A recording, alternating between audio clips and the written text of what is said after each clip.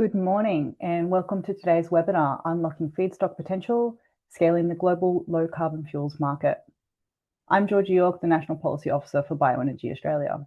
So Bioenergy Australia is the national industry association committed to driving the development of Australia's bioeconomy to help decarbonise our hardest to abate sectors while harnessing the broader benefits of the bioenergy sector offers. Through our work, we're committed to advocating for supportive policy and market mechanisms to drive the development of Australia's low-carbon liquid fuels, renewable natural gas, and feedstock sectors. Before we begin, I'd like to acknowledge the Gadigal people of the Eora Nation, the traditional owners of the lands on which I'm joining from today, as well as the traditional owners of the various lands on which our attendees are joining from, and pay my respects to elders past and present. I also extend that respect to any Aboriginal and Torres Strait Islander peoples joining us today. A few housekeeping items before we get started. You can introduce yourself and where you're from in the chat box below, and please use the Q&A box for any questions for our speakers. Today's session is being recorded and will be shared with all registered attendees on our YouTube channel afterwards. So why are we here today? Well, we want to know, what does it take to turn feedstock potential into low carbon fuel reality? Today, we have a huge and amazing lineup of industry leaders who will present on the critical role and the support needed for feedstock to really drive the development and scale of the low carbon fuels opportunity. From policy settings to practical pathways, our presenters will unpack what is needed to unlock commercial opportunities, attract investment, and build a robust, scalable industry, both in Australia and globally. At the end of today's session, we will conclude with a Q&A, which will be moderated by our panelist, Zach Whale. Thank you, Zach. So please submit questions into the Q&A box below and throughout the session, and as we would love for attendees to help drive today's discussion. To kick things off, we're joined by Alexandre Melo from S&P Global Energy, who will be speaking from their new report, Fueling Agriculture, Biofuels as the Catalyst, including the rising of global biofuel mandates and the impact on feedstock supply chains and pricing. Alexandre is the Senior Market Engagement Lead for Biofuels at S&P Global and brings 11 years of energy sector experience and specializes in analyzing the structural shifts driving the low-carbon energy transition, helping stakeholders navigate complex supply chains. Welcome, Alexandre. So thank you very much. So good morning, good evening to everyone. I'm Alexandre Melo. I'm the Senior Market Engagement Lead for Biofuels at S&P Global Energy. And thank you very much to the Bioenergy Australia for the invitation. Can you move for the next one, please?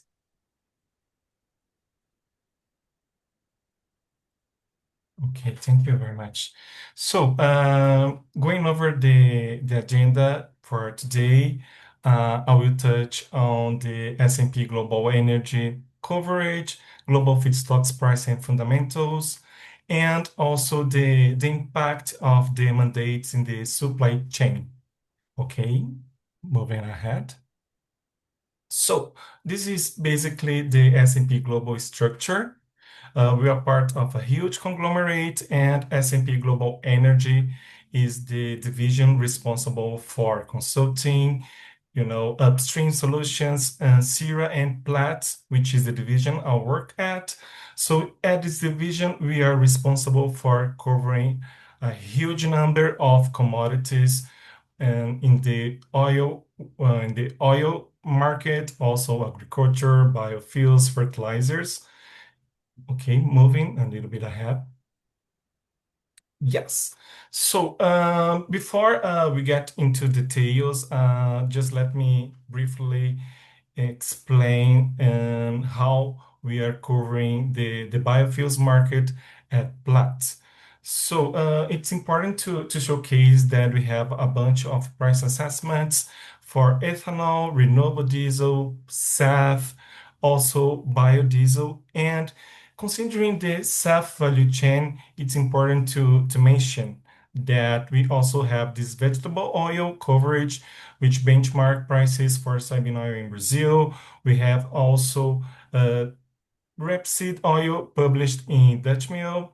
Moving to waste feedstocks, we have also extensive coverage of UCO in China, Straits, ARA, San Francisco, São Paulo, and beef tallow, Chicago, US Gulf Coast, and East Coast, Australia, that we launched this year, DCO in Chicago, and TCO in Mato Grosso, which we launched today.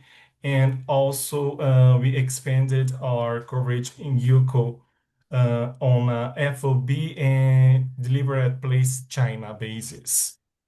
So, also for biofuels, we have the SAF coverage in Straits, China, and in Europe, California, and Illinois.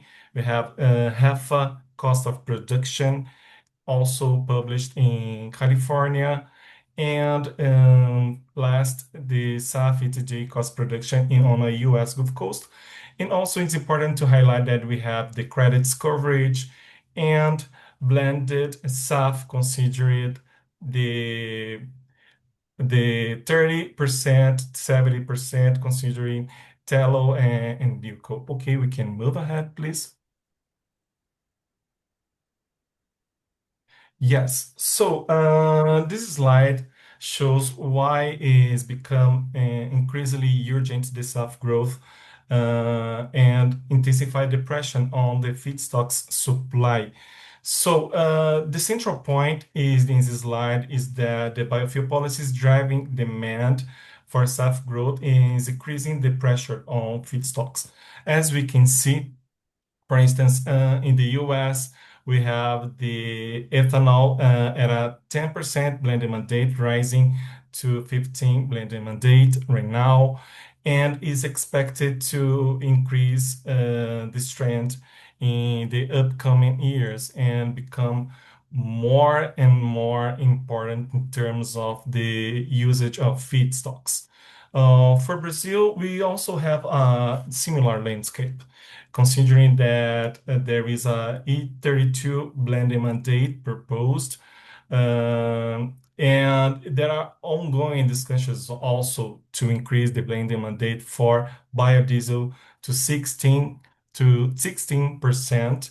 And this is a part of the futures of the future, the Fuels of the Future law. And it's also important to track some of those changes because it's relative it's there is a high correlation between considering the feedstocks demand. So we've been seeing, as we can see in the following slides, we notice that as the mandate increases, we saw also the feedstocks price rising at the same time. So also important noticing that in Malaysia we have the B10 mandate also and potential B15 rolling out that also will put some pressure in the palm oil, for instance. Okay, we can please moving ahead. So, discussing a little bit about palm, this advanced feedstock. As we can see, this price has been climbing since 2024. Firstly, it's driven by Indonesia export restrictions. There was a structure shift that put some pressure in this feedstock in the region, in the APAC region, I would say. So moving to the 2025, we saw, sorry, thank you. And so we saw the biofuels mandate driven surge with the mandates for SAF, renewable diesel, biodiesel increasing, and also uh, adding more demand in this scenario. And for the 2026, we also have the Middle East conflict. So as a other piece of this puzzle, adding pressure to the prices. Okay, we can move. Thank you.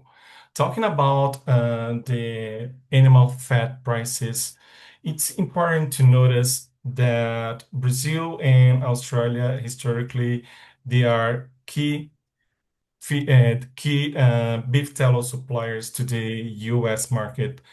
And as we can see, considering the arbitrage here in the left, we have this chart, and we see the beef tallow on a FOB Santos in Brazil. It's quite low compared to the domestic prices of tallow delivered in Chicago and the US Gulf Coast um, regions. So we saw these prices. It's important to note that, for instance, in Brazil, we have in August 2025 the B15 blending mandate for biodiesel coming into effect. So this added some pressure to the prices. And after that, this year, during the first quarter, we saw the RVO and the blending mandate in the US being settled. So this was also another topic that helped to firm the prices in this landscape. And comparing on the right, the chart with tallow US versus the Australian market, which we launched this year, as I mentioned previously, we are able to see that this tariff uncertainty for the Brazilian cargoes since last year and also during this year add some pressure to the Australian tallow market. So we saw prices climbing since April and also decreasing a little bit in June after US and Iran announced the peace deal in the war. So it's important in this case highlight the Brazil has is still shipping some tallow cargoes to the US, but definitely Australia become a major tallow exporter, mainly because of these situations regarding the Brazilian tariffs. Okay, we can move ahead, please.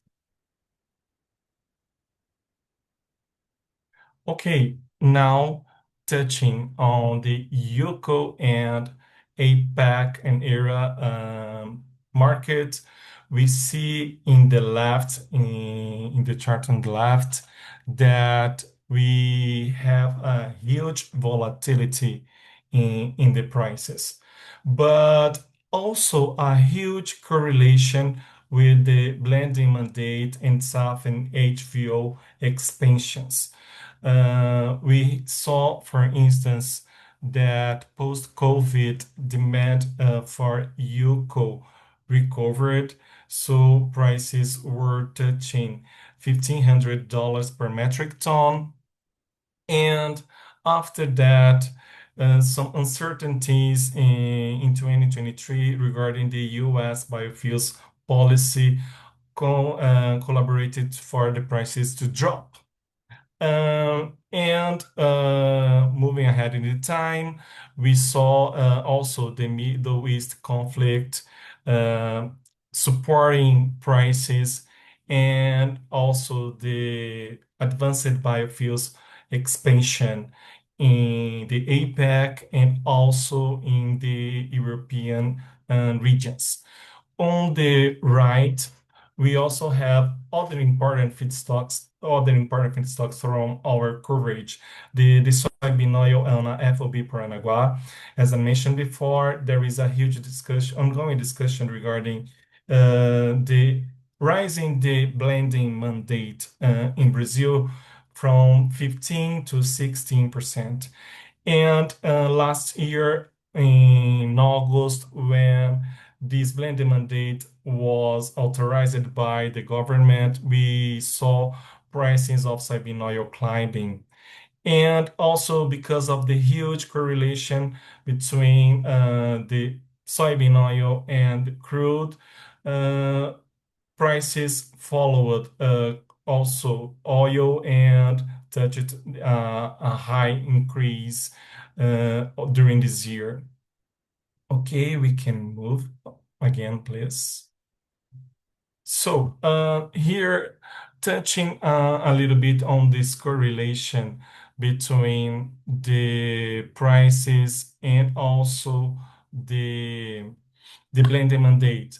Walking through the timeline of the European price formation under the mandate, we saw this evolution during the first 18 months of mandate. And it's important that highlight that in the start of the mandate, we saw prices relatively, not with so much pressure, but there is a low demand also. There is, sorry, there is also a rush to cover the Chinese export restrictions. So as we can see in this chart, uh, as soon as the market is shifting to attend higher demand for the European SAF, we also will be able to see uh, this, kind of the correlation between the jet prices and the sustainable aviation fuel also, and the spread between those prices widening during this period. Okay, Georgie, we can move, please. And there is also an important discussion of the SAF blending mandates, uh, also adding some pressure to this field because this is remain challenging to the airlines accomplish the mandates, and as we can see, for instance, in this chart, uh, we will be able to see 10% of target mandate by 2030, and the airlines struggling and also discussing with the regulators ways, for instance, to freeze those mandates because of declining prices, mainly now, mainly in the last months because of the Middle East conflict as the jet prices climbed. So this is also important to track because once these blending mandates come into effect in the European Union, we will be able to see more demand for those feedstocks and prices also firming. Okay, moving to the next slide, please. I want to share with you our WhatsApp channel that we are publishing news, prices, and analysis regarding the SAF environment. So please feel free to scan and checking and following this channel on WhatsApp. So again, thank you very much. Thank you very much, Alexandre. That was great. And just a reminder to everyone to please put any questions you might have into the Q&A box below, as we would love to hear attendees' thoughts. So next up, we have Alicia Cook and Caleb Wurth from the US Grains and Bioproducts Council, presenting on US policies driving feedstock development for low carbon fuels. Alicia has provided a pre-recorded presentation for us today, and Caleb is here live and will be able to answer any questions during the Q&A session. Hello, my name is Alicia Cook, and I am the Director of Global Ethanol Export Development with the U.S. Grains and Bioproducts Council. It's a pleasure to be with you today. I want to start with a quick introduction of the Council for those of you who may not be familiar. The U.S. Grains and Bioproducts Council is a nonprofit that is focused on developing markets, enabling trade, and improving lives. And we do this specifically for agricultural commodities like corn, barley, sorghum, and co-products like DDGS and ethanol. We have a full-time presence in 30 locations. We operate programming in more than 70 countries, and we have 9 international offices with staff on the ground. We are a member-run organization, and the Council has a very active membership, which is made up of agricultural stakeholders in the U.S., namely farmers, ethanol producers, and agribusinesses. And so you can see here who some of our partners are. The Council approaches market development using 3 tools. Our approach varies from market to market, but in general, we focus on trade policy, trade servicing, and demand building. Trade policy efforts engage governments and stakeholders by providing resources around policy and regulatory questions relevant to market development. Technical servicing includes answering those technical questions, providing market information, and supporting training and capacity building. And demand building through practical engagement in developing markets helps promote expanded use of grains and co-products. Ethanol is unique in that it's both an agricultural product and an energy solution. It's renewable, available, compatible, and affordable, and it provides low carbon solutions across multiple applications, including on-road blending, sustainable aviation fuel, sustainable marine fuel, green chemicals, and clean cooking. In the US, ethanol has played a key role in revitalizing rural economies, providing a high-value commodity that brought revenue back to the farm starting in the 1980s. And today we see that ethanol contributes to over $50 billion in GDP, but it also brings real money into households to the tune of $28 billion US through nearly 80,000 direct jobs and over 237,000 indirect jobs. And the US is in need of additional markets to feed into. Our corn production is at historical highs, with last year seeing production reach 431 million metric tons and a record 186.5 bushels per acre, or 11.7 metric tons per hectare. And we only expect these yields to continue to climb. Through technology and operational improvements like hybrids, implementation of biotechnology, the advances in farming techniques and inputs, the anticipation is that this trend is going to continue. So combining better seeds, improved inputs, precision planting, and data tracking allows the industry to continue seeing those higher yields year on year using the same amount, or as you see here, even slightly contracted amounts of land, while simultaneously reducing carbon intensity. And we see this through real data. This is an example from Iowa that shows how much farmers have decreased water and energy use, decreased overall GHG emissions, the amount of land they are using, and reduced soil loss on that land over the last 40 years. With this increased production, the ethanol industry has stepped up to provide an outlet that benefits not only the US and agriculture in the US, but countries around the world through a low carbon fuel option. We have nearly 200 biorefineries with a total installed production capacity of nearly 70 billion liters per year, with each plant averaging around 352 million liters of production. And this has also led to the US producing over 50% of global production, with Brazil and India following. Something I want to note is that corn ethanol doesn't just produce fuel. There are multiple co-products that come out of an ethanol plant as well, including high protein animal feed, biogenic CO2, corn oil, and more. And so we're really putting the entire kernel of corn to use. The starch goes into ethanol, and the rest of the kernel, the fiber, the protein, oil, they all go back into feed markets or other uses. Animals have a limited amount of starch that they can digest. And so when we utilize the high protein animal feed that comes from an ethanol plant, we are getting a highly digestible, specially formulated feed product that can go into beef, poultry, swine, and aquaculture markets for a very efficient delivery of nutrients. And then these, of course, go into human consumption markets. We are long on starch in the world. Ethanol helps utilize that effectively and simultaneously contributes to protein supply. The industry is growing in anticipation of expanded demand worldwide. We currently have about 2 billion gallons of excess capacity in the US, and we anticipate 1.5 to 2 billion gallons of additional capacity to come online over the next 24 to 30 months. So while the policy landscape isn't perfect in the US, there have been some helpful regulations that have supported the industry over the years, and these are continuing to develop and adapt as the industry advances and responds to emerging market opportunities.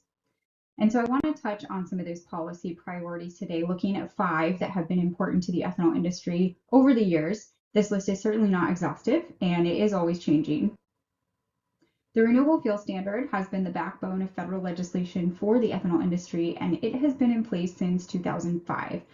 This policy sets annual volume obligations for biofuels use in gasoline and diesel, in on-road blending, home heating, or jet fuel. And this year saw the highest ever blending obligations that obligated parties, the refiners or the fuel importers, are required to blend into the fuel they're purchasing. And the value in these annual volume obligations is that it provides some regulatory certainty for the industry and additional incentives to produce adequate quantities of low carbon fuel in order to ensure compliance with the RFS. Additionally, low carbon fuel standards are in place in several states in addition to the RFS.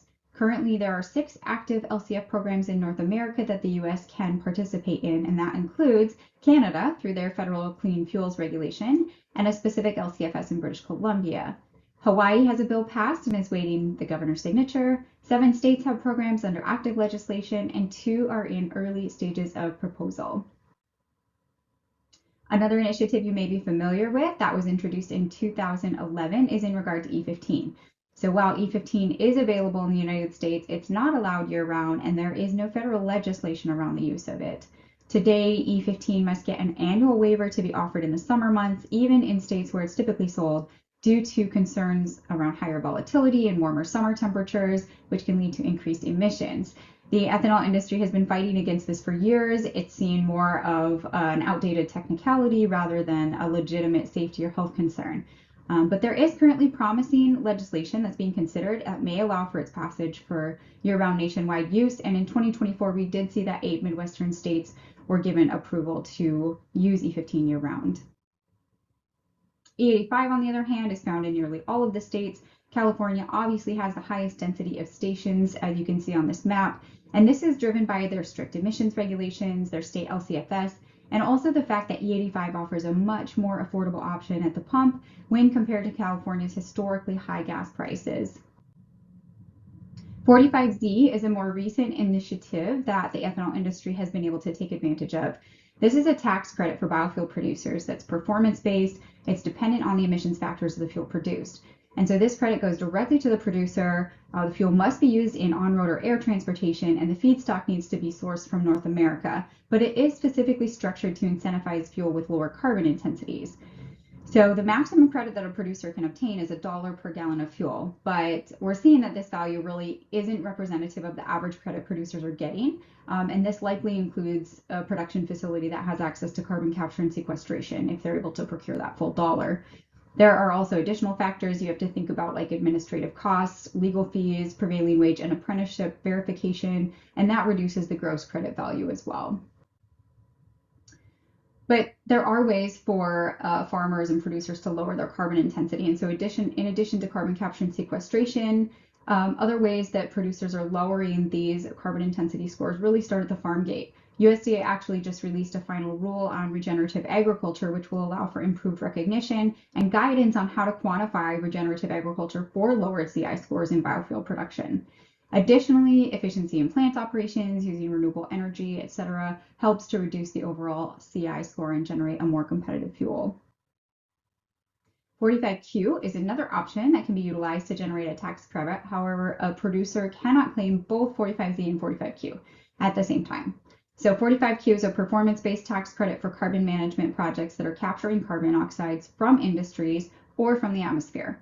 And eligible projects must store CO2 permanently or reuse the recaptured carbon oxides as a feedstock for low carbon products, but both pathways must be verifiable. This credit allows for up to $85 a ton from industrial uses or $180 a ton for direct air capture. And there are multiple options for monetizing 45Q. It's really up to the discretion of the business, which is the best route. And so the project owner can keep the credit or sell it off for revenue. They can use the CO2 for enhanced oil recovery and then allow the EOR counterparty to claim the credit. They could choose to enter into a partnership and they could share the credit, or they can choose elective pay, which would be a direct payment from the Treasury. In addition to some of the provisions for on-road, sustainable aviation fuel also has a specific incentive, namely the SAF initiative that is specific to the US. And this targets 50% reduction of jet fuel-related air pollutants with 100% of aviation fuel demand in the US supplied by sustainable aviation fuel by 2050. And lastly, I want to touch on a couple of broader regulatory aspects that are important to the industry. And the first of those is standards. Standards are used everywhere in our daily lives. We barely notice them, but they are a set of established requirements, specifications, guidelines that provide a common language to ensure materials, products, processes, etc. are fit for purpose. And so for ethanol specifically, it helps to ensure that there's quality, safe, and consistent fuel that's going into automobile or airplane engines.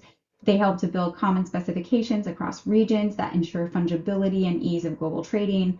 And harmonized standards can ensure ready market access for current or emerging opportunities. ASTM and ISO are two of the better known international organizations for standards, and I have some of the relevant ethanol standards from ASTM listed in that box on the top right. In addition to standards, the importance of methodological frameworks for greenhouse gas emissions and carbon accounting can't be understated.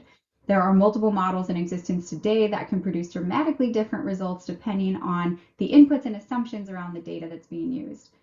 The US uses the GREET model that has a variety of models within an overarching mechanism to ensure fit for purpose, and these models are regularly updated. They have current verifiable data.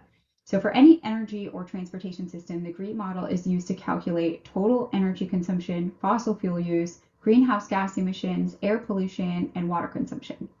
And the GREET model specific to 45Z determines the emissions rates for ethanol, which allows producers to accurately quantify that corresponding tax credit. The carbon intensity assigned to ethanol really helps determine which markets it can enter, whether it can draw a premium or not, and how much of a credit it can obtain. So it's a very important tool. It helps validate the benefit of utilizing ethanol, and it also provides for comparison across fuels in the global marketplace. Again, these policies are not exhaustive, but important tools that have supported the bioethanol industry in the United States over the past 30 plus years. Continued work to ensure that policy landscapes are supporting data-driven, current methodologies, and performance-based solutions will ensure that ethanol can continue to compete and provide a sustainable, low-carbon option around the world. Thank you.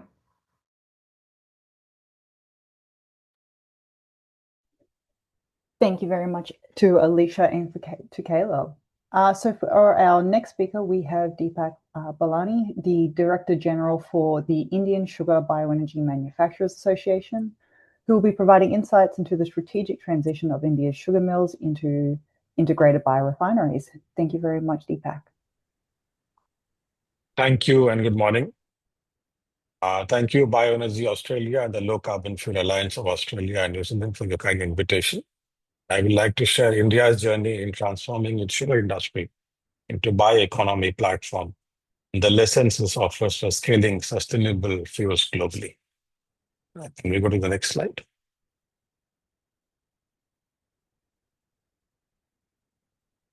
India is the second largest sugar producer. It supports the livelihood of nearly 55 million sugar farmers. Traditionally, we were focused on merely sugar production, but now the sector is now transforming into an integrated bioeconomy. So we don't only produce sugar, but also bioethanol, renewable electricity, biogas, biofertilizers, and increasingly advanced biofuels such as SAF, green hydrogen, biochemicals. So ultimately, these transitions have helped the industry in creating new revenue streams. We have been able to strengthen our rural economies, energy security, and also contributing to our net zero ambitions. We often say that India's sugarcane farmers are transitioning from food providers to energy providers. Ethanol blending program has actually generated almost $16 billion for the farmers. Almost 75% of the value created for every liter of ethanol actually flows back into the rural economy, especially to the farmers. Next, please. Across the world, biofuels are increasingly recognized as indispensable for achieving the climate goals, particularly in sectors such as aviation, maritime transport, industry, where direct electrification remains challenging. So according to the IEA and several national net zero scenarios, biofuels would be essential in achieving the decarbonization. So at the same time, global demand for biofuels is expected to increase significantly over coming decade, driven largely by the bioethanol and sustainable aviation fuel.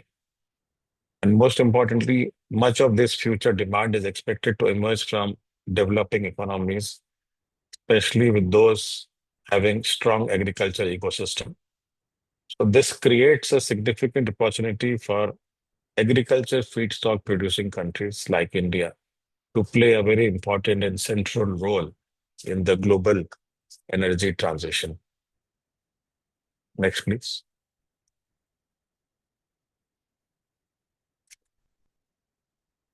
The growing global demand for sustainable fuel is already translating into concrete international action. So at COP29, countries came together under the Bellum Forex pledge, recognizing the critical role of sustainable fuels in global decarbonization. And we all know that you know the pledge aims to quadruple the global sustainable fuel deployment by 2035. And India has been the major contributor to the Global Biofuel Alliance. Specifically, we have the founder members, and we have contributed immensely to the Global Biofuel Alliance agenda. And India was also the founder for the entire initiative. One of the most successful outcome of India G20 leadership in 2013 was the formation, as I said, of the Global Biofuel Alliance. Next, please.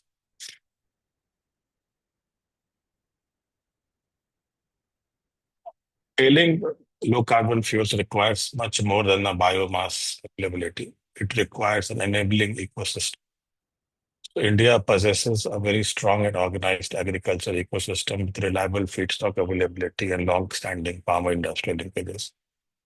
Secondly, the industry itself, the sugar industry in India has evolved into an integrated biorefinery model, enabling every component of the sugarcane value chain to be valorized.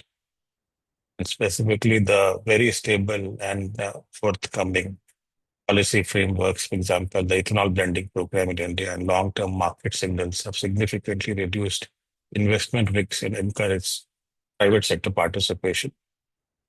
And existing industrial infrastructure, sugar mills, for example, distilleries, logistic networks, and skilled manpower, which we have in the country, allows a very rapid scale-up of relatively the industry and also at a relatively very lower capital cost. Together, these factors make sugarcane one of the most scalable, sustainable, investable feedstock ecosystem for the low carbon fuels.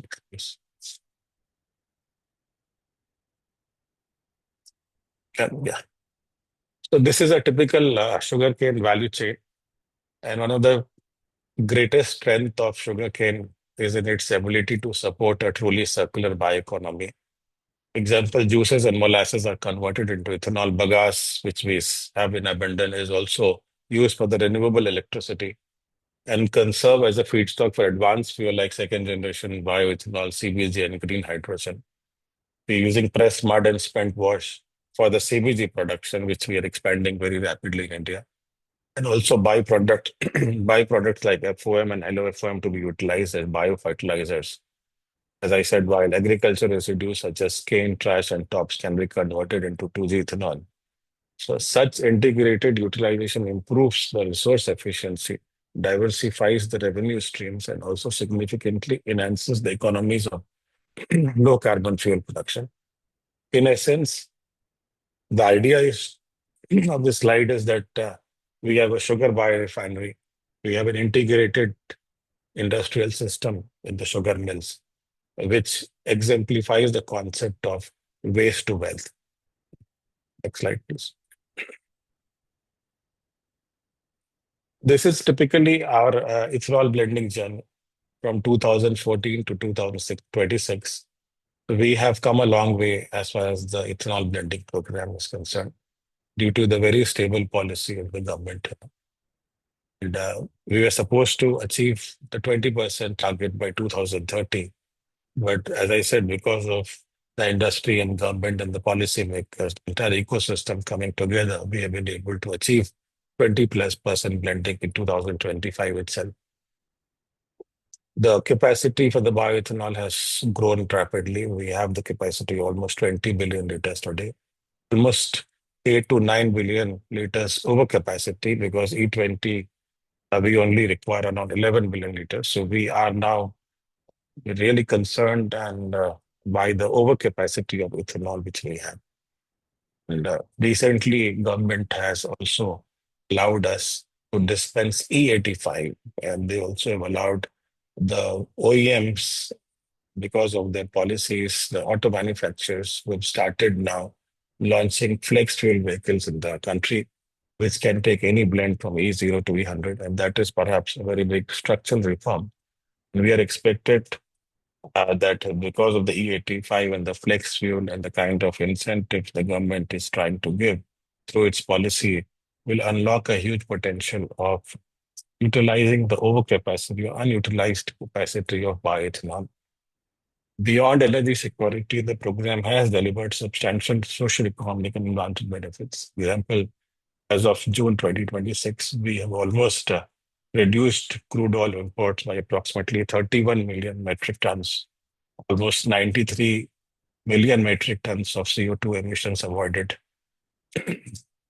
generated almost a foreign exchange savings because of the less import crude to the extent of almost 19 or $20 billion. Almost cumulative payments of $16 billion to the farmers because of the bioethanol program alone. So ethanol value chain has a strong rural multiplier effect. And as I said in my earlier slide, I said that every liter of ethanol which we are producing, 75% of the earnings are channeled back into the rural economy, which is roughly almost 50% of the cost of the fuel here. So that's again a very good thing. And Indian experience clearly demonstrates that predictive or predictable policy environments are very critical for attracting investments and scaling the low carbon fuel systems. Next, please. This is typically on the sustainable aviation fuel. We see this as a huge opportunity. And after the ethanol, SAF represents the major next frontier for the Indian sugar industry. And as the aviation sector accelerates its decarbonization efforts, especially sugarcane-based SAF offers India a very significant opportunity to emerge as a global supplier for the low-carbon aviation fuels. We have strong natural synergies. Example, major aviation hubs such as Delhi, Mumbai, and Bangalore, which are basically in a very close proximity to key sugarcane producing regions. And that creates a very favorable condition for the deployment of a domestic SAF ecosystem. Last year, we commissioned a study with Deloitte, and India has the potential to produce almost 16 to 20 billion liters of SAF by 2040. And with the sugar industry alone capable of contributing almost 5 to 6 billion liters. So we are looking at ourselves for the future global hub for SAF. And obviously, this will require continued investments. We will require supportive policy, very similar to what the ethanol blending program, and also the internationally accepted sustainability and carbon accounting standards. We recently done a very comprehensive life cycle assessment study on sugarcane-based SAF through the alcohol to jet pathway, and which has established a carbon intensity value of almost 21.2 grams CO2 per megajoule, which perhaps demonstrate very strong decarbonization potential of Indian sugarcane-based SAF. So it's very important that the collaboration across the value chain, including the feedstock providers, technology providers, airlines, government researchers. We are now working with all the stakeholders to unlock SAF's full capacity and enable the development of a globally competitive SAF industry. We are likely to see the government of India releasing its long-term framework and policy on SAF offtake and the price mechanism.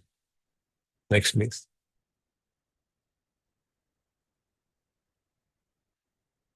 On the CBG, we have a huge infrastructure investment being made by the industry on CBG. Beyond liquid fuels, I believe there's a significant opportunity in the renewable gas production through CBG, which is the compressed biogas. And the Indian sugarcane value chain generates substantial quantities of, for example, we have a lot of press mud, spent wash, and surplus bagasse. We have creating an annual CBG production potential of almost 2.5 million tons. So in the near term alone, the sector can realistically deliver almost 1 million tons of CBG annually, making it one of the largest concentrated biomass sources for the renewable gas production in India. And specifically, we have the potential to produce approximately 0.49 million tons of per annum of CBG from pressed mud. Similarly, from spent wash and from bagasse, we almost can produce 1.5 million metric tons per annum. That's a huge quantity which we can utilize and unlock. And converting these low value residues into high value clean energy not only addresses the waste management challenge, but also we will be able to diversify the revenues for the sugar mills. We already have the government of India supporting this transition, which targets almost setting up 5,000 CBG plants by 2030, with almost annual production of around 15 million tons. We are moving very fast in that direction. So this is one of the very big byproduct which the industry is likely to unlock. Next, please. On the second generation ethanol production potential, India generates almost 120 million tons of bagasse annually, with around 32 million tons available as surplus, in addition to significant quantities of cane trash and tops.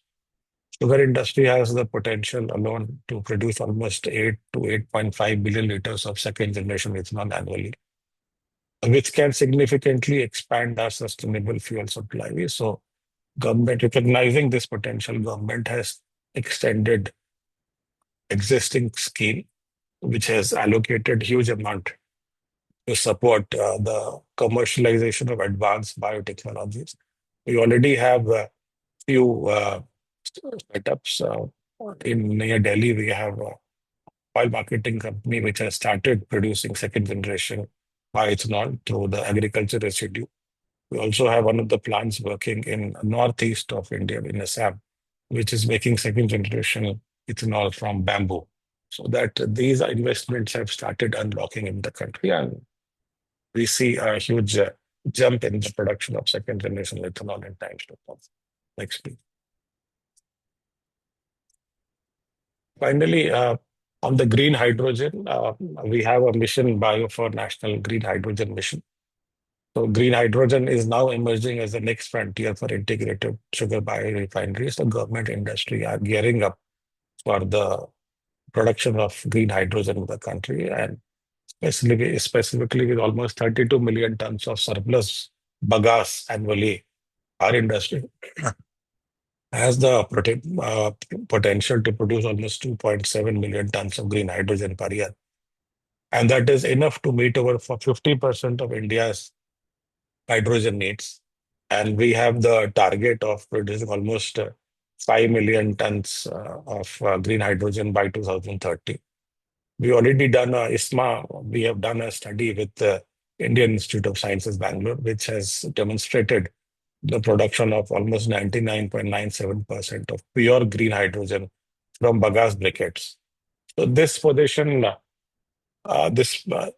positions the sugar biorefineries as future integrated energy hubs, producing multiple low carbon fuels from a single feedstock ecosystem. So that ends my presentation. Thank you for your attention.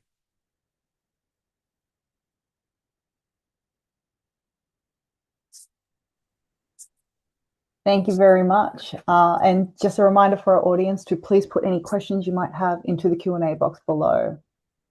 I'd like to welcome our next speaker, who is Dan Lieberman, the Global Lead for Sustainability Strategy and Low Carbon Solutions at Nufarm, who will be speaking on the global policy drivers shaping feedstock supply chains and innovation.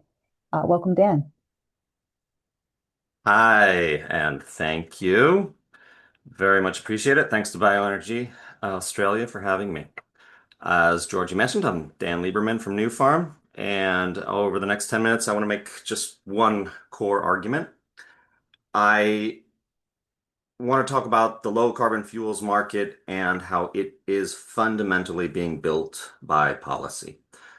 These are policy-enabled markets that wouldn't exist if not for the policies that do enable them. It's being built by policy, but it will be scaled by feedstock. Demand signals from mandates and carbon intensity targets are real and they're durable, so the binding constraint has shifted to the supply side. I'll walk through how global policy is reshaping feedstock supply chains and why next generation feedstocks like Brassica carinata, which is the one that I'm most excited to talk about, are how we unlock that potential. So a quick word on who we are, because it frames how we think about feedstock.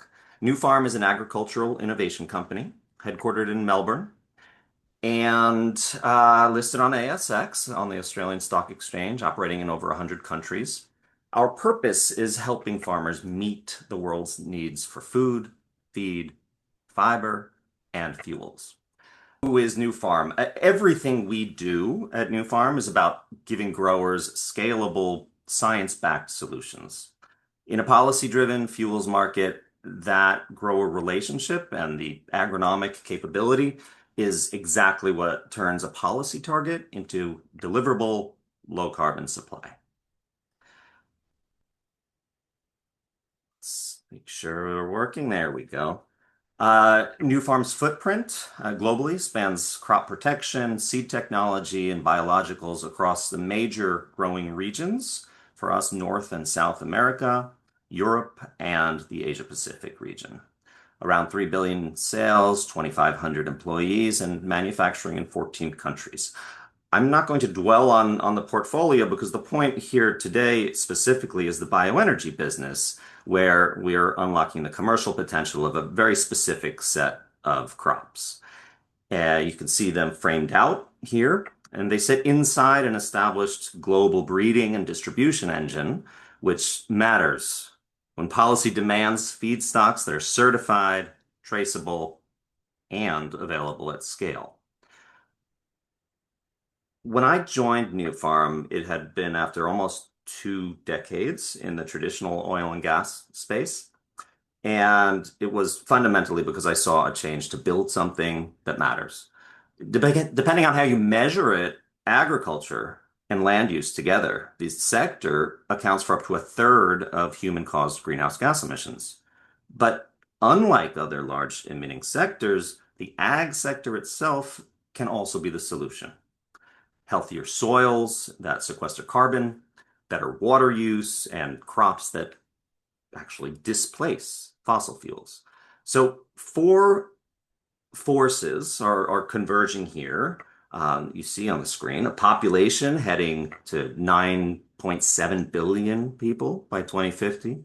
The need to lift yields on no new land, rising scrutiny of how we farm in terms of practices, and then the rise of purpose-grown sustainable crops. What I think when I look at all of this together is that increasingly, more and more policy rewards exactly these things. So our crops and how they map to the energy landscape. Canola is the anchor, #1 canola seed position in Australia. Sorghum spans food, feed, and fuel related to corn, but needs much less water, tolerates poorer soils, and converts to ethanol more efficiently. Energy cane is a novel high biomass feedstock, but carinata, which I'll come back to and spend the most time on here, is a non-food crop grown between main season rotations. Each one of these crops gives fuel producers a different and complementary lever for decarbonization. Oh boy, I think there is some, there we go. So quickly a little on how each of these becomes fuels. Our crop technology delivers 2 streams fundamentally, vegetable oils on the left that convert to ethanol, biogas, renewable electricity, and second generation fuels. Sorry. Vegetable oils, obviously biodiesel and renewable diesel, but the starches and biomass on the right side of the screen are those that convert to ethanol and biogas. The end uses across all of these cover road, marine, air, and critically, most importantly, particularly for those seed oils, they're drop-in solutions. So these drop-in oils or fuels created from those crude oils work in existing engines and existing infrastructure, and that's what makes the feedstock the real pivotal variable here. What determines how fast this market scales is not necessarily the technology here. It's whether we can supply enough low carbon intensity feedstock to meet the growing demand that, of course, is driven by policy. A word on Brassica carinata, because that is the feedstock I was asked to focus on, and really the prime mover within New Farm in terms of what I think is perhaps globally the least CI oilseed feedstock crop that exists. Brassica carinata is a high biomass cover crop. It's grown as an intermediate crop between primary rotations. So it produces a non-food industrial oil without displacing food, without driving land use change. And that characteristic right there is why it scores so well under carbon and sustainability rules. For the grower, it means additional revenue, better moisture and nutrient management, biodiversity, and better disease and pest control. The deep taproot that you can kind of see in the picture there improves soil quality, reaches way down to the ground, resists erosion, sequesters carbon, and all of this as a package is independently certified, globally recognized by RSB, or the globally recognized standard of RSB, the Roundtable for Sustainable Biomaterials. We do also have some ISCC certified carinata. In effect, the crop itself is purpose-built for a policy environment that demands low emissions, traceability, and no food versus fuel trade-off. Now, the demand picture, as we get a little bit more into the policy side of things. The energy transition runs on hydrogen, solar, wind, nuclear, hydro, and biofuels, because decarbonizing liquid fuels is absolutely unavoidable. We're going to be burning liquid fuels in aviation and heavy transport and marine for many years. The IEA expects global biofuel demand to grow about 22% over the next 5 years. US, Canada, Brazil, Indonesia, and India, what we just talked about, are driving about 80% of that expansion.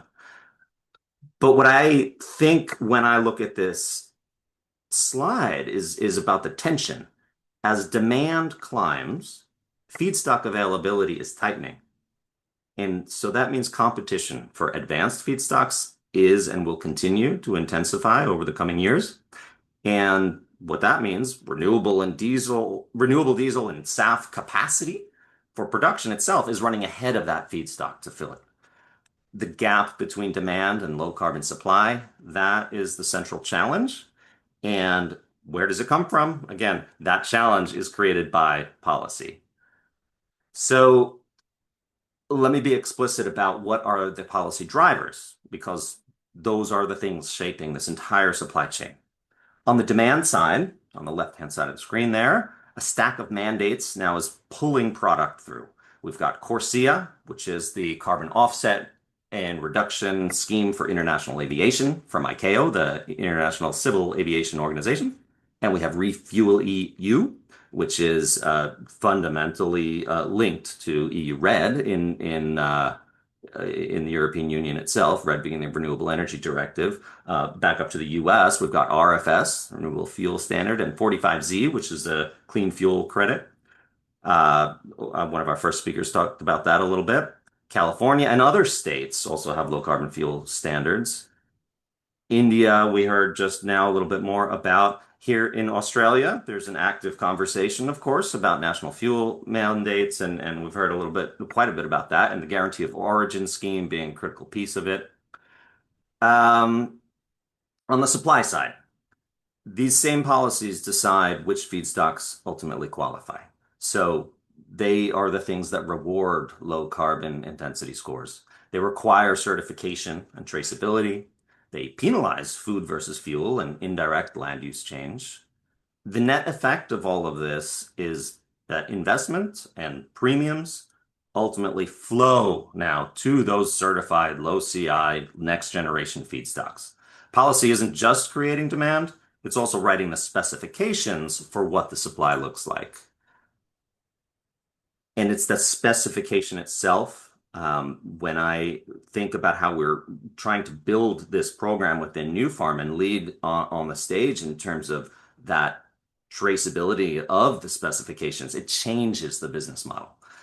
Unlike conventional seed sales in the ag industry, the bioenergy platform that we're building here, and this isn't unique to New Farm, I wouldn't say, but it is and has to be built on a multi-year relationship with growers across seasons, across years, across crop rotations, season after season, because policy-driven markets demand a lot more than just a commodity.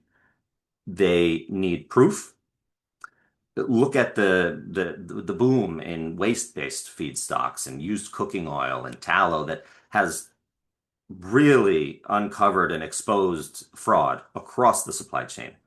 In response to that, we see regulators everywhere, and primarily we're providing feedstocks into the EU, and the EU is chief among these in terms of being now in response mode, moving away from blanket subsidies and toward verified pathways, accurate carbon accounting, and independent audit. But EU is not alone there, of course. Every jurisdiction where we see compliance-based mandates are doing exactly the same thing, and increasingly so. So we integrate grower engagement, field data, chain of custody, life cycle greenhouse gas analysis from seed origin all the way through oil delivery. And so ultimately, what does that mean? That is from soil through oil.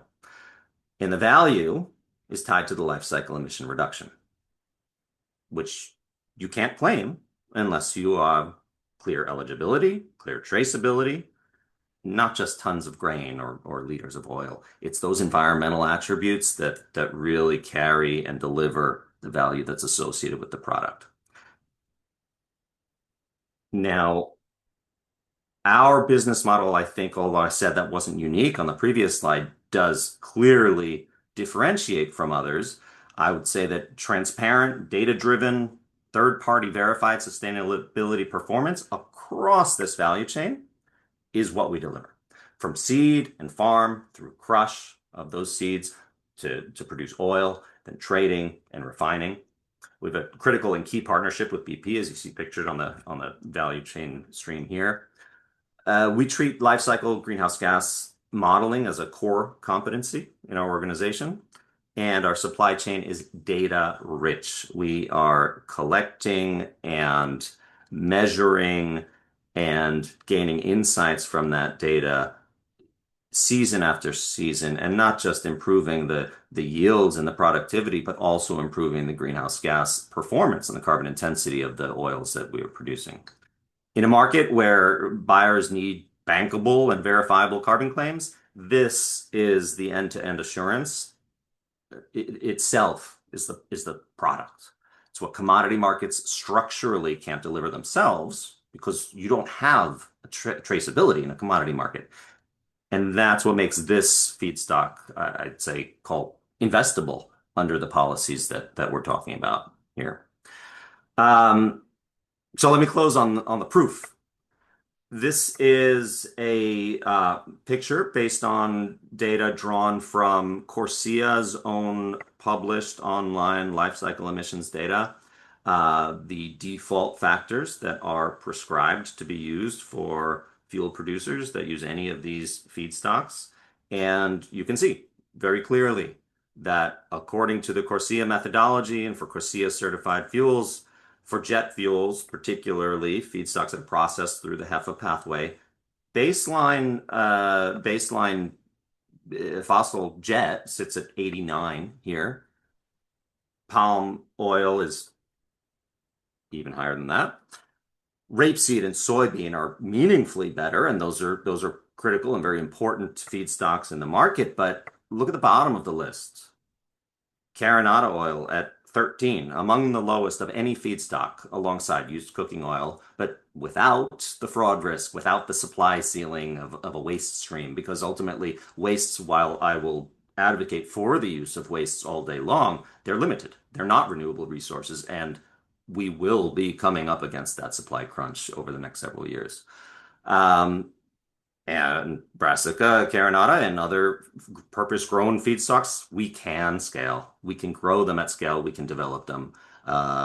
And that's the carbon intensity, the verified carbon intensity there is exactly what buyers and regulators now are paying for. And that's the foundation of the advantage that I'll close on my last slide here to bring it all together. Everything I've covered, I think, points to a structural advantage that those companies delivering advanced feedstocks to the biofuels market now have. But bringing it back to Nufarm, I think our feedstocks in particular deliver lower carbon intensity, greater biomass per hectare. That applies not just to carinata, also, and most importantly, energy cane is a huge one in terms of delivering that biomass piece. But critically, it sidesteps that whole food versus fuel conversation, the whole land use constraints issue. When we grow carinata, remember, it's only being grown in rotation with primary crops on land that would otherwise be idle or fallow. They sit inside an integrated value chain from grower to crop technology to feedstock to processing. And we've de-risked the demand and the market access across markets. So my final message, and it's the line on the slide here, the policies are in place, the demand is real, so the market will be won on feedstock.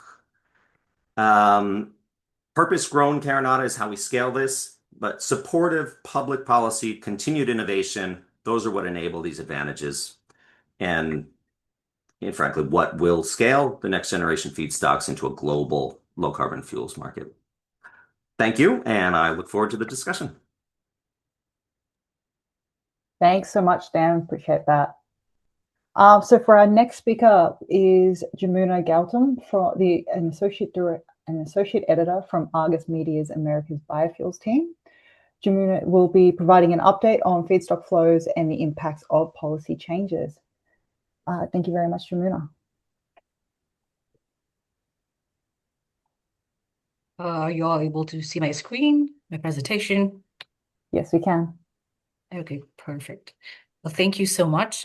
Good morning, everyone. I'm Jamuna Gautam. I'm the associate editor of Argus's America's Biofuels Report.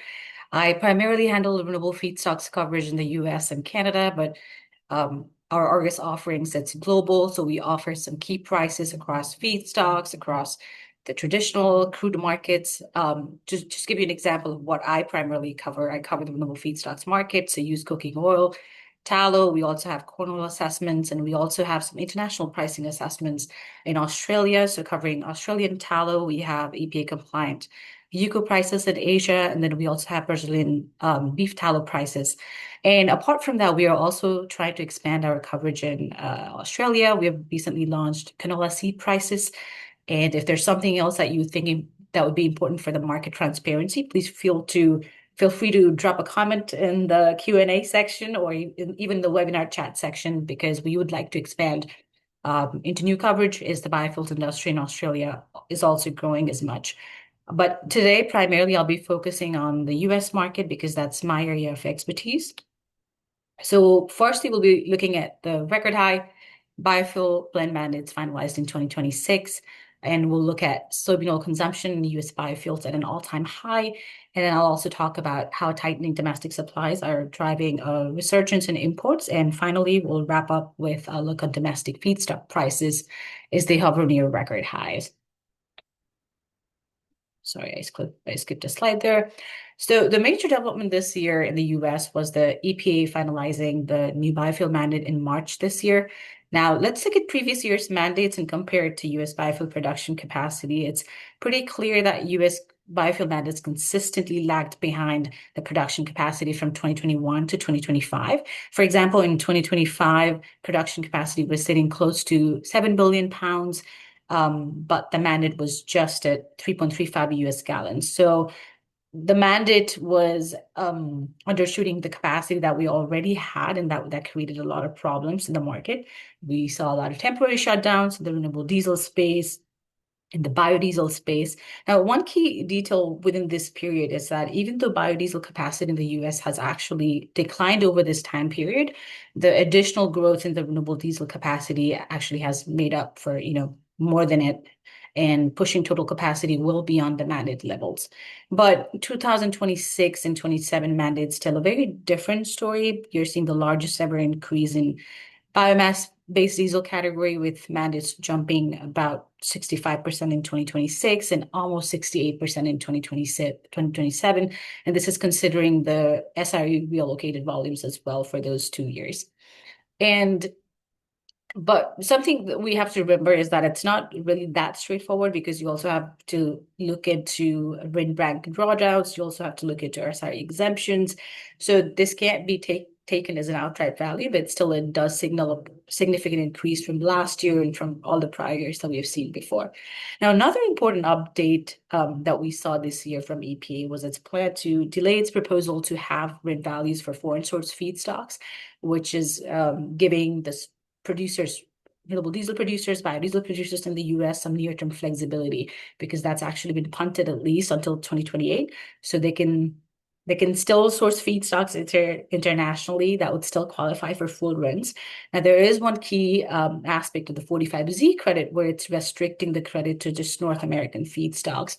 So you no longer would qualify if, let's say, you were using an Australian tallow, or if you're using Brazilian tallow for producing biofuel in the US, you not get the 45Z credit. Now, with this new mandate, let's look at, what kind of impacts we've seen. So like I said earlier, there were a lot of shutdowns in 2025, idle capacity, because the margins weren't looking great. There was no clarity for 45Z. The mandates were delayed, so people were expecting a bit more policy clarity. So we did see a lot of pressure in the industry. But since the mandates have been finalized, since we have more clarity on 45Z in 2026, now renewable diesel plants are running at maximum capacity. We have seen the D4 wind generation moving higher, although there are some concerns that it might actually be undershooting the mandate.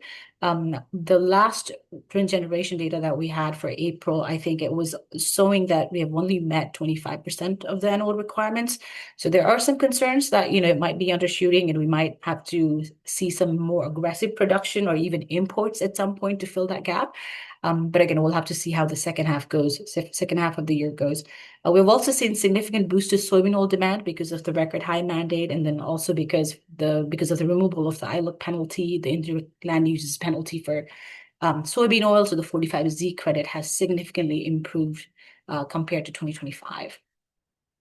So soybean oil consumption has reached historic levels. On March, uses surged to a record-breaking 1.28 billion pounds, representing 40% of the total feedstock slate.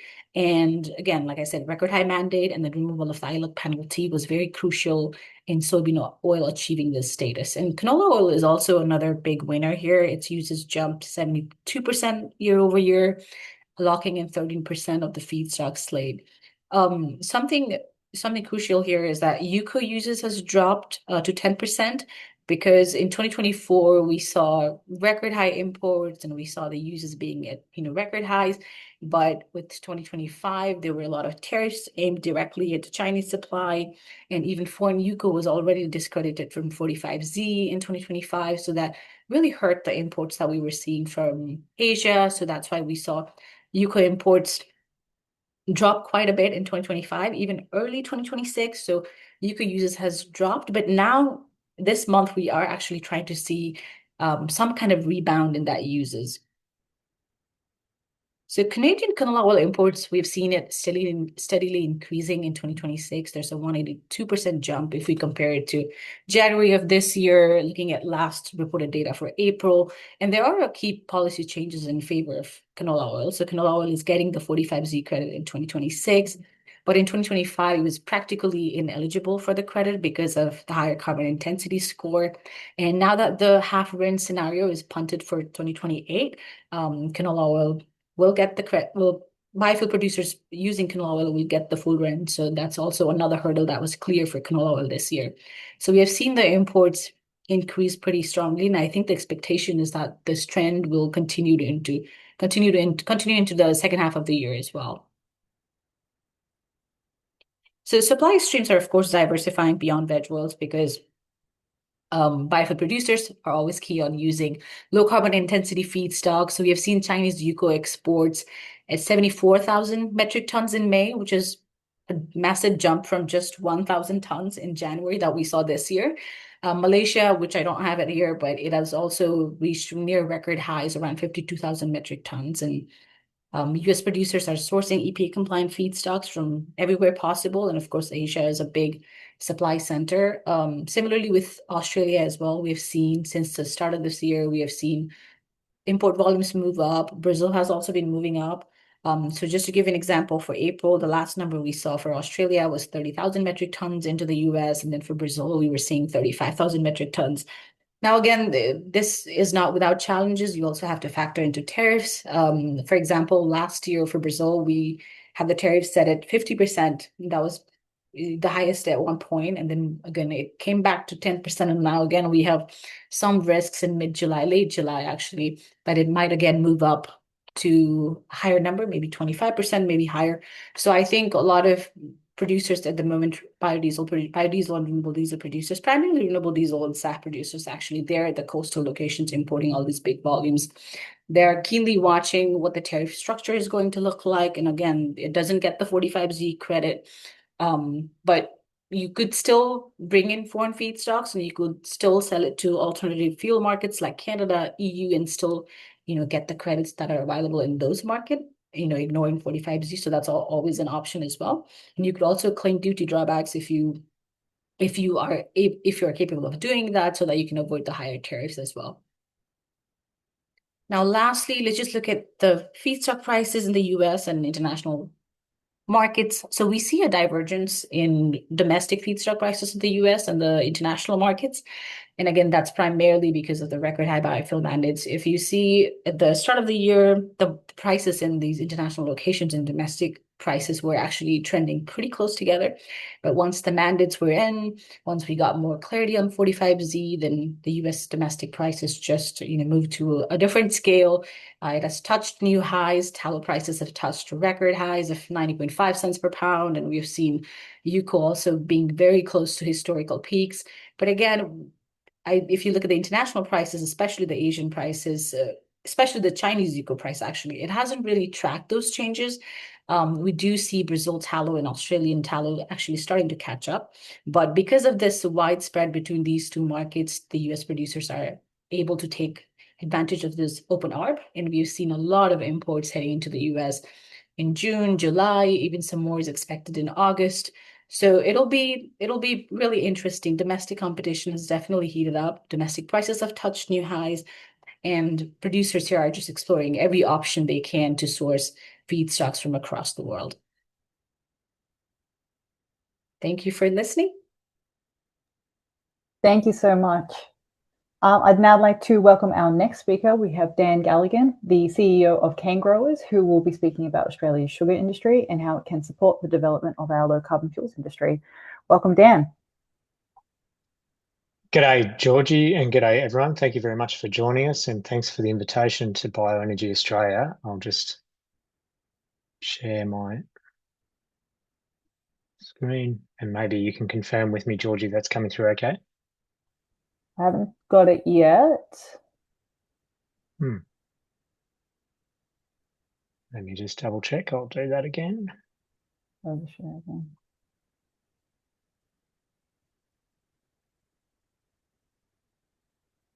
A couple of seconds. All right, we've got it in the presenter view mode.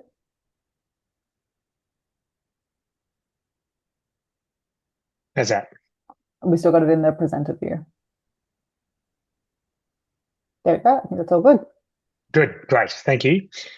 And look, I'm very conscious of time. We've had some excellent presentations, and I will do my best to actually cut to the chase from an Australian cane grower's perspective. A slight editorial about cane growers. We're a peak representative body representing sugarcane growers. So our 100% focus is on industry development, but entirely through the lens of what it means to a cane producer. We do work across Queensland and New South Wales. Our focus is on Queensland. We represent around 70% of the cane production in Queensland. And what I mean by that is one of the interesting roles we play and have been doing so for 100 years is we are a collective bargaining agent for cane growers who need to have a cane supply agreement when they're supplying sugarcane to a sugar mill, which is a legal requirement. So we do collective negotiation around contracts of supply. And while I'm not going to go into it, that's a very interesting dynamic when it's considered in relation to provision of feedstock for biofuels development. We also have a very large district presence. So we have 13 offices up and down the state. So we have district leadership and staff across all those 13 districts. And the role and future role, really, around biofuels means something different to each one of those regions. And I guess that's one of the challenges for us in the industry, is that the development of the sector will possibly mean there are some winners and some losers, depending what they might mean for the future. So yes, our focus is on industry development, but through the lens of what it means for farmers. And I'm really going to, particularly given the quality of the presentations you've seen this morning, drill into this issue about what it means for growers to be perhaps changing from what we consider to be a sugarcane grower for the purposes of a food ingredient in sugar to a feedstock provider.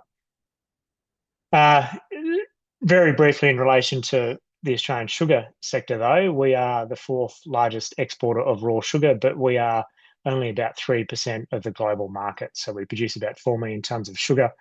90% of that is actually exported. So we are almost entirely an export industry. This year will be the first year that we aren't growing sugarcane in Mossman for commercial purposes, but we do have an industry that stretches all entirely along the Queensland coast and into northern New South Wales, north of Grafton. The New South Wales industry is very much focused on domestic supply of sugar, but the rest of us are an export industry.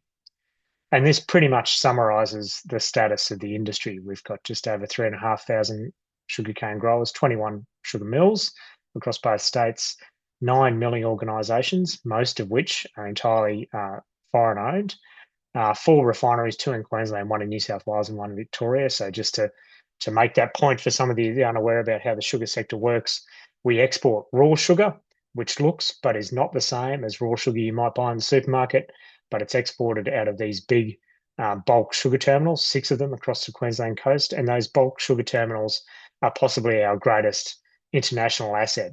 They're the reason why we've been able to be both a low-cost provider of raw sugar, but also market to the world at a time that makes sense for the Australian producers, because in those terminals we can store 2/3 of our annual production of sugar.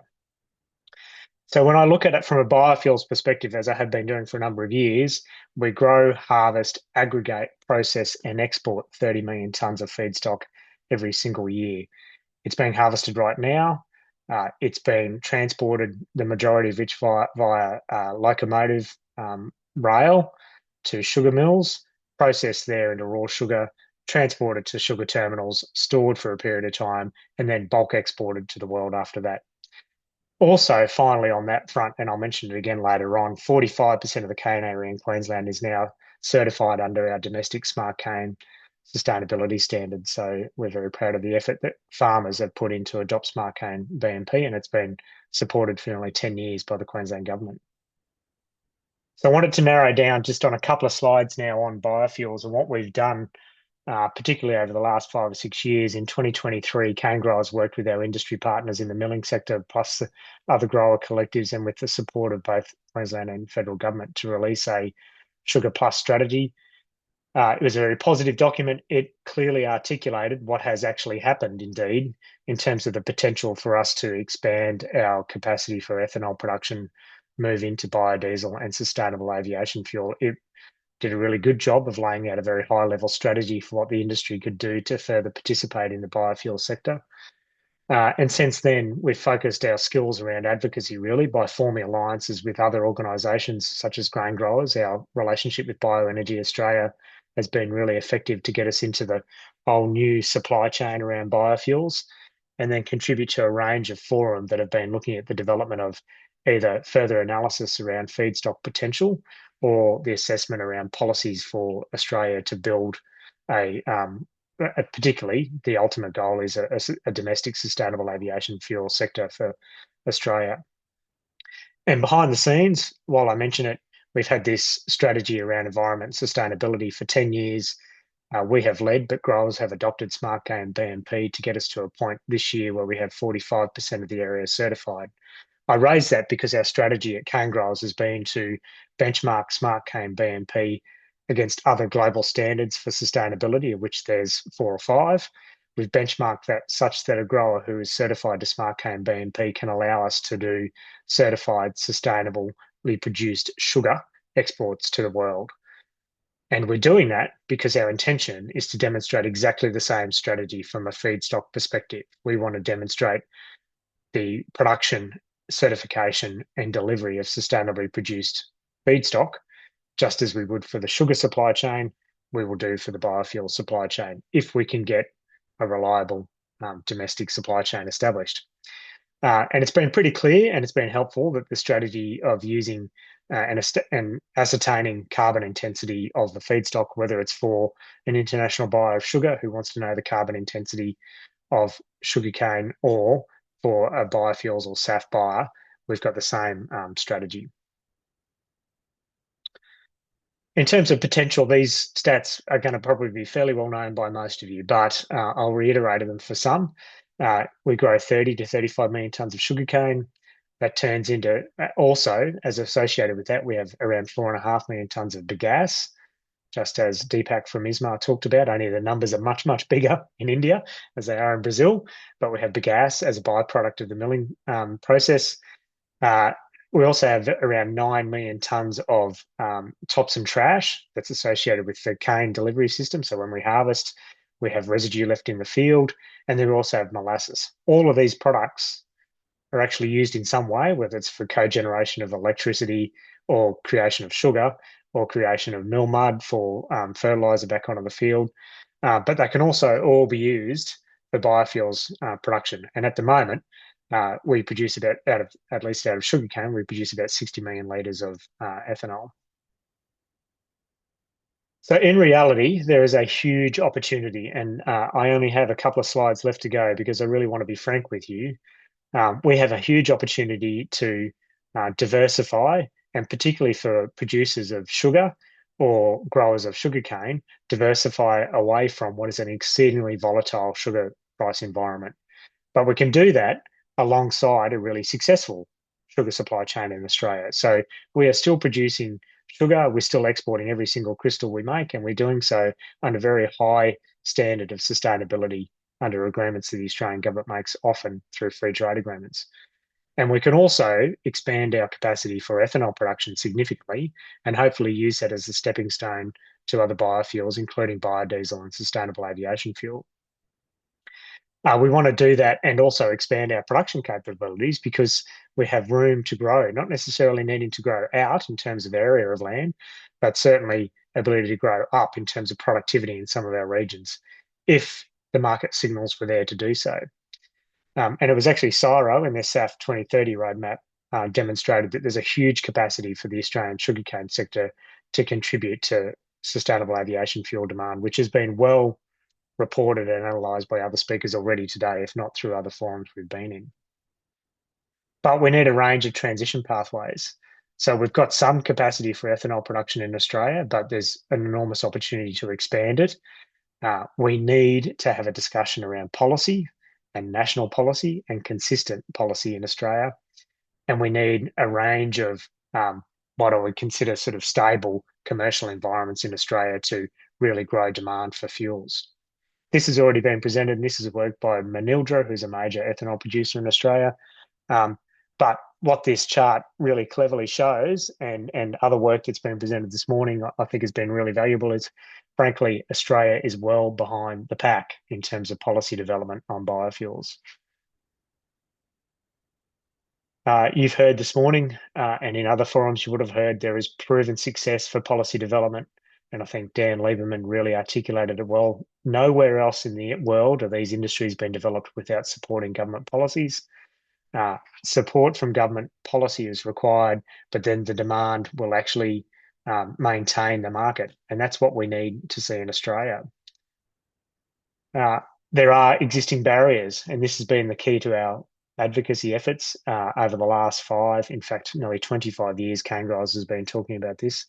But those barriers have changed dramatically over the last 10 years, and particularly as we've seen the demand for low carbon liquid fuels, we see the market absolutely exploding. I want to be really honest with you as an advocate on behalf of growers, though, there is a complete lack of political leadership on this issue in Australia, and we need to see policy decisions, and we need to see policy decisions right now. And those decisions, if they don't come, will leave Australian farmers exposed to basically making a decision on whether or not we can participate in an expanding low carbon liquid fuel market, or we have to become a niche provider of high quality, highly reliable, sustainable sugar for the rest of the market. And finally, as we do see it in the sugar market, we need to make sure that actually, while it frankly is often the last thing discussed, the benefits of the biofuel sector need to extend all the way down to farmers, because right now, I don't find that many farmers feel like they're seeing the benefits of these discussions coming down to their bottom line. So we've done a lot of work with lots of other partners on some really clear policy work. Again, we really value the relationship we have through Bioenergy Australia, but also other relationships we have generally through agriculture, through the National Farmers Federation, around calling for clear policy development from Australia. I'm more optimistic than ever that we'll get somewhere, but I think a lot of the discussion we have in terms of implementing some of these policies is around urgency. Australia is really making a decision now whether or not we're going to suffer from further paralysis through further analysis, or we start to make some really clear, concrete decisions about the establishment of a good domestic low carbon liquid fuel industry in Australia that will support a range of agricultural development in Australia, but also just support existing regional economies that rely on our agricultural sector now. Thank you very much for your time, and I look forward to questions. Thanks so much, Dan. Really appreciate it. And we have our final speaker for today is Zach Whale, the General Manager of Policy and Advocacy at Grain Growers, who will be speaking about the grain sector's participation in Australia's low carbon fuel future and their support behind a national ethanol and biodiesel mandate. Welcome, Zach. Thanks very much, Georgie. And can I just confirm that my screen is live? It is. Perfect. Look, I've got a job to do. I've got 2 jobs to do. The first one is to talk about the opportunity for a biodiesel and bioethanol mandate. The other job is to finish as quickly as possible so that we can get to questions. So Grain Growers represents grain farmers and oilseed producers right across Australia. We've got 15,500 members. And ultimately, grain growers exist to make their operating environment as profitable and as sustainable as possible. And similar to Dan, we see just a massive opportunity, not only for the farmers themselves to feed into these markets, but also regional economic benefits, fuel security benefits, and a whole range of other things that Australia will be a beneficiary of if we can make a fist out of this opportunity. So, look, I think people on this call probably know this, but we focus on things like wheat, sorghum, canola. We're definitely thinking about the novel oil seeds like carinata, and obviously there's agricultural residues, and obviously, as Dan mentioned, cane has a huge role to play here.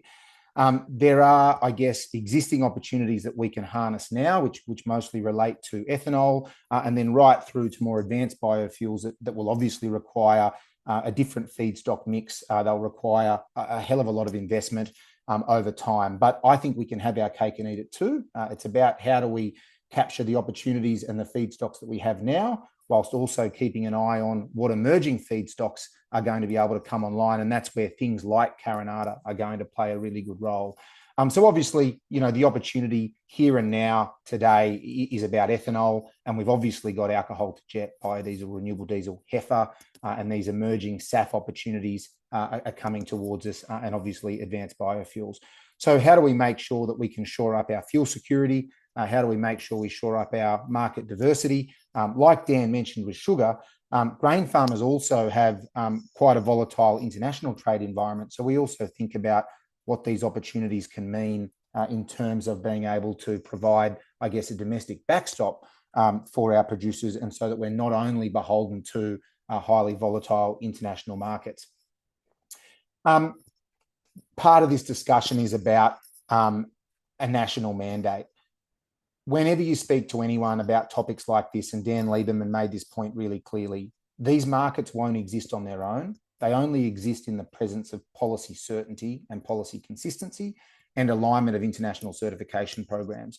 So that's the missing gap in the Australian context. We've had some state-based mandates over time that haven't been overly successful. We need this mechanism, I think, now on the demand side, so that that investment environment has certainty, and so that everybody along the value chain, starting with farmers, can feed in. It's all connected, and you can't get the investment without the policy certainty. You can't get the feedstock produced, without the offtakes. You need it all to happen together. And what's the benefit?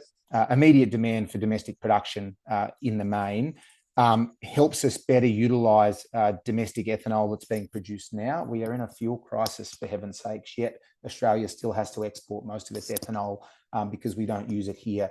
How do we reduce reliance on imported liquid fuels?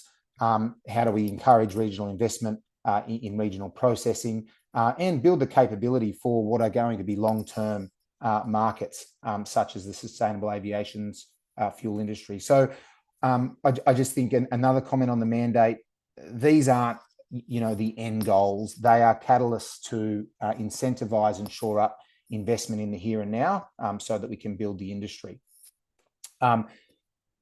Australia is well placed to develop the industry. We've got really well-established agricultural production systems. So when you think about feedstock, and this applies to Dan with the sugar industry as much as it does for the agriculture, for grains more generally, we have ready-made supply chains that are very well placed to take an agricultural commodity from somewhere inland in Australia and push it towards the most proximate port or refining point. Now, that lends itself really well to standing up an industry like this, where you want proximity to feedstock, you want proximity to ports, airports, and refining capability. So the supply chain is there. We just need to get the enabling infrastructure connected. Government's role, I think it's to enable, not to direct. So we need a market-led feedstock industry that drives commercial viability and long-term investment. Industry will want to respond to price signals. Industry will want to be able to have, duality and optionality. So we don't support sort of heavy-handed interventions and feedstock reservation policies, but rather a demand signal that ensures that investment certainty is going to be there. And naturally, different across all commodity groups, but our growers certainly want the ability to respond to seasonal variability and shifting market conditions. They will need that flexibility if they're to play in this space.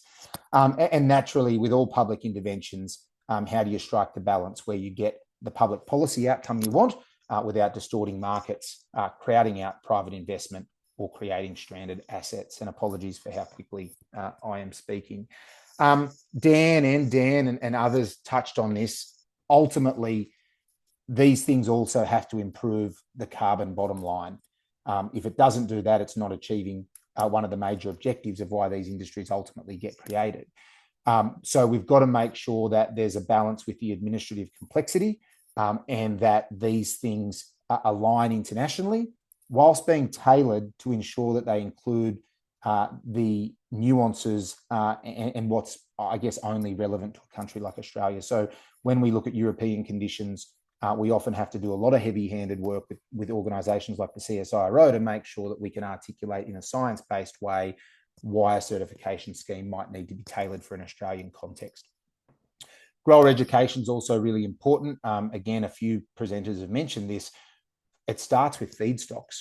So if the growers don't understand the opportunity, if growers don't see the benefit, if growers don't understand what they're going to need to provide to their supply chain partners, this is going to be really hard. So we've got to have communication early and make sure the feedstock producers understand what are the requirements and, importantly, what are the benefits or co-benefits, I should say, of standing up an industry like this.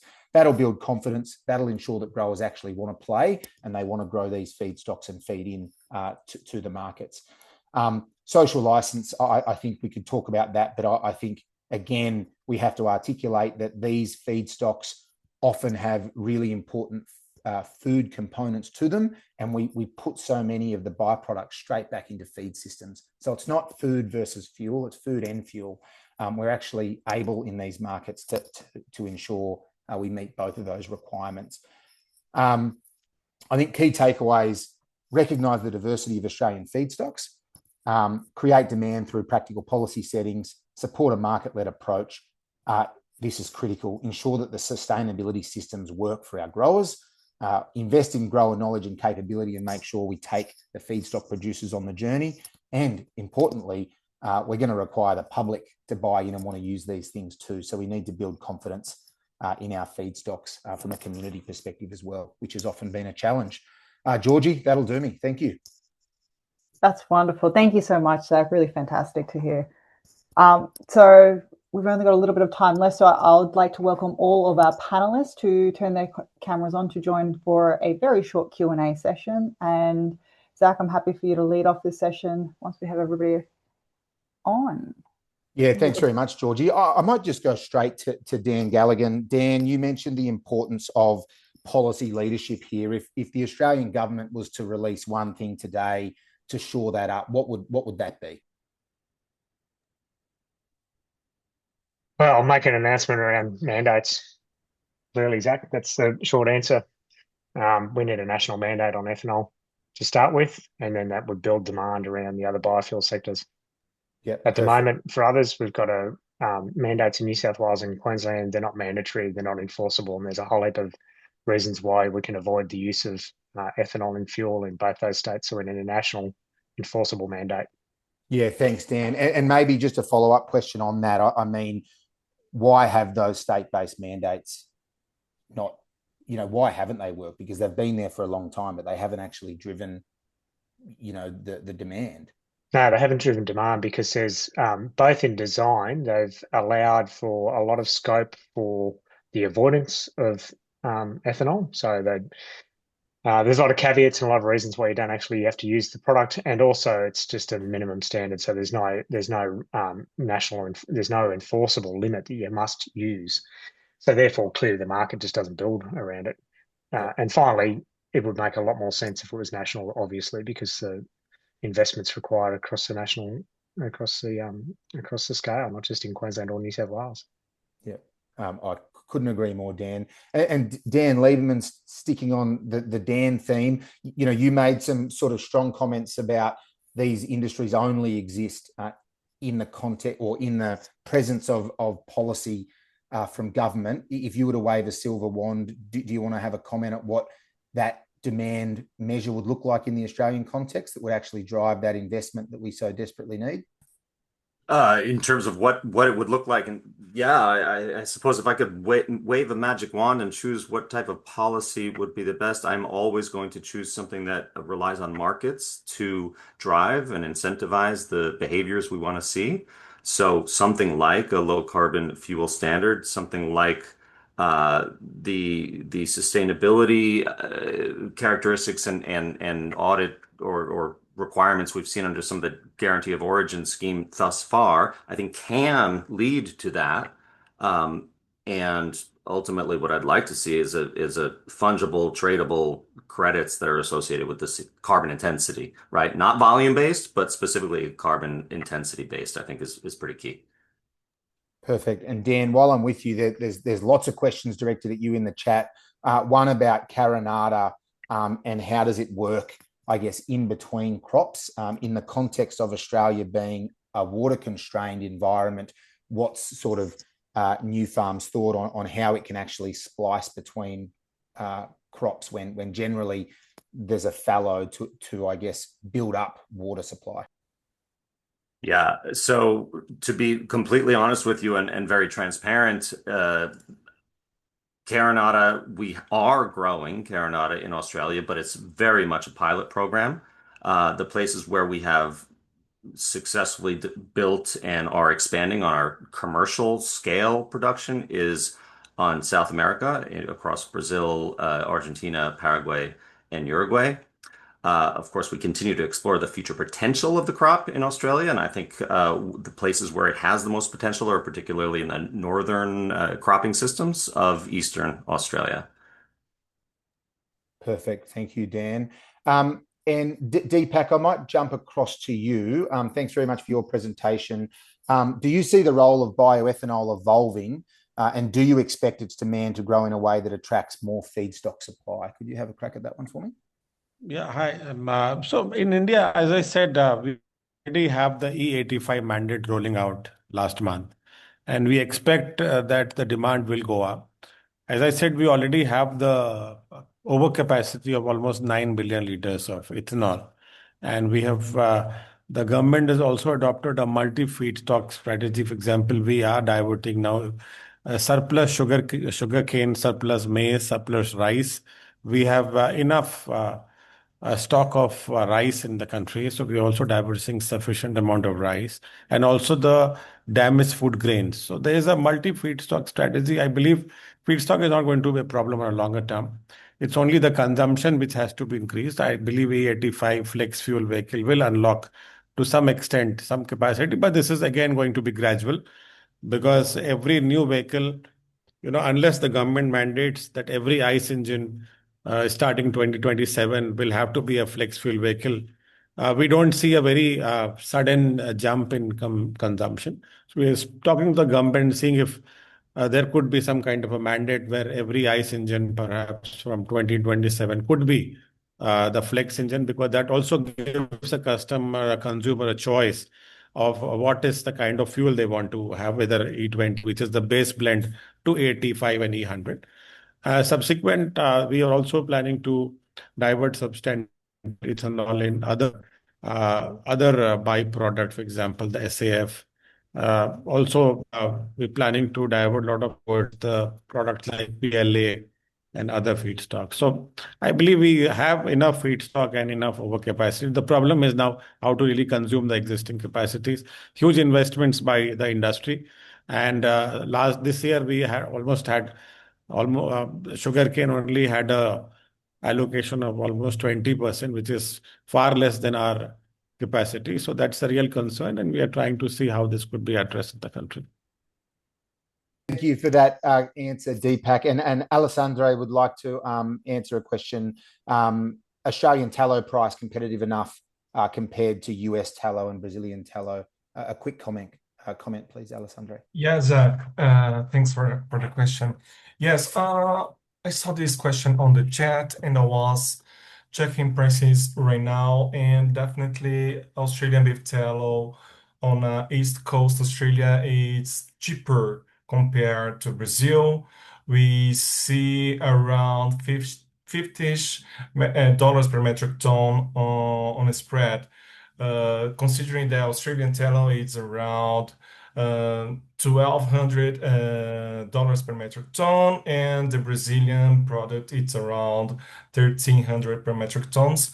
And considering the domestic tallow on Chicago basis, we saw prices around 1,800. So yeah, if we also consider that the freight from Australia to the US is cheaper compared to the Brazil, because Brazil is around $120 per metric ton. So yes, the Australian tallow is more competitive than Brazilian and the US ones. Perfect. Thank you. And there's a question directed at me about crop residues as one feedstock option. Grain growers is really cautious about this one because some people refer to agricultural residues as waste. Most farmers like to retain it because it's really important in their farming system. However, I would say that in certain circumstances when pricing is really elevated, growers are quite willing to say create or harvest and make hay with agricultural residues when the price is right, but then there's often a productivity penalty in subsequent years for that. So I think we don't rule it out because technology's changing and it may have value for certain agricultural producers, and then there might be cereal producers, say, that would never want to part with their agricultural residues, and they won't. So I think that's a case-by-case basis. What I would say is I think it's really important when people undertake desktop feedstock analysis that says there might be X billion tons of a waste residue. Is it a waste residue? Or would you actually be able to access that, and would a farmer be willing to sell it to you? So I think it's a really good question, Annette. And I would just say, I think we've got to speak to the feedstock producers early. And this would be similar with Dan Lieberman. there has to be a grower at the end of the day that wants to plant this stuff and wants to sell it to you. So if that can't be true, then it's all over. So again, it's not a deal breaker. It's just keep feedstock and feedstock producers at the very forefront of the discussion. Don't stand up in industry and then wonder where the feedstock is. But I think people know that. A really quick question for the analysts on the call, maybe around B50 and palm oil, with the mandate recently introduced in Indonesia, with global oil prices retreating and which will remain volatile. Does the palm oil market premium risk increasing the need for government support to get these sorts of initiatives off the ground? I don't know if SAP or Argus want to have a crack at that one. Yeah, my area of expertise is the US markets. I don't know much about the Asian market. I don't know if I know Alexandre had some prices on one of his slides, I think, on palm oil prices in Asia, if that may be a relevant question for you. Alexandre, really quick comment on that one. I don't see also here right now so much visibility on this, Zach, but yeah, I would say that definitely, rising the blending mandate for B50 in Malaysia will also, support prices for palm oil there. And this is something that, I shared previously in the presentation. And yes, if you see the B50 in Malaysia, we're gonna see by 2030, 23% increase in palm oil at that region because of the blending mandate. Hi. Yeah, perfect. Thank you.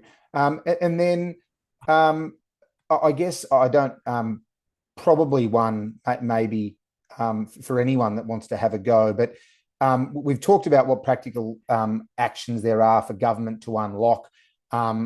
Is there a thought around which feedstocks should be prioritized for particular uses because they deliver higher value, better emissions outcomes, or stronger fuel security benefits? I'll go to Dan Lieberman. Dan, your, I guess, business has a lot of investment in traditional oil seeds like canola, which you mentioned, and then you've also got the emerging products like carinata that are coming online. So how do you sort of think about the feedstocks that we have in abundance now as opposed to the new ones, and how do you get that balanced prioritization right? Yeah, it's a great question, and another one of the ones on the chat here was pretty similar as well. I think there are trade-offs across all feedstocks that we consider, and so while there is no one single silver bullet, I'd say that across the board we really do need all the solutions to bring to the table here. Take camelina, which was the example that I saw in the chat. Camelina versus carinata both can be grown as intermediate crops, as otherwise cover crops that are harvested, but there are trade-offs. You consider yield, sure, but given yield trade-offs, you also have to consider, does it fit in your rotation? Does it work in that regional climate? Because they don't necessarily overlap a lot with respect to where they will grow and how they will grow. Maturation time is another key element to consider. Does it fit in that rotation? So I don't think there's any single right answer to that question. I think it really is, what is the proper fit for the grower at that time, at that season, with whatever their main or primary cash crop is. Thanks, Dan. And Caleb, really quickly, sorry. Sorry, Zach, I was just going to add a few more things to Dan's point. So I think in the US, we have seen scalability is one of the issues with cover crops. You see there's a lot of emphasis, at least in Europe, for advanced feedstocks, for cover crops. You don't really see that translating into the US. I know at least in 2022 or 2023, cover crops were, part of every discussion in conferences, and suddenly it has kind of waned off. And I know there were some renewable diesel plants in the US that were aiming to especially focus on cover crops. There were global Bakersfield Clean Energy in California. They were prioritizing camelina, I think. And I know in our DSAF plant up in the Midwest also was using camelina. And at least from the feedback that I got from them personally, you just need a lot of product to make a very small volume of biofuel. So I think that's one of the challenges that people have seen. So we still see heavy reliance on, low carbon intensity feedstocks like UCO and tallow and bean oil. But I think we will at some point get there. But I think as of right now, scalability is one of the challenges. Great add-on. Thank you, Jamuna. And Caleb, really quickly from you, and I think this might be the last one. If you could wave a silver wand, a magic wand rather, and maybe take the best bit of the US policy settings and implant it in Australia, what would that be? What would your advice for Australian policymakers be to give the industry the best chance of standing up here?